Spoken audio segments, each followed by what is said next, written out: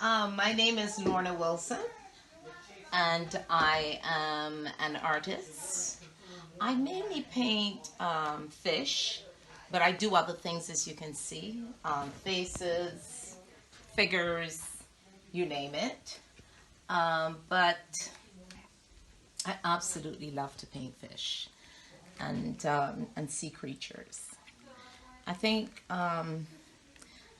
the love for painting fish came about I, from just liking to see them, the serene movement of the fish and the calm way they are just intrigues me.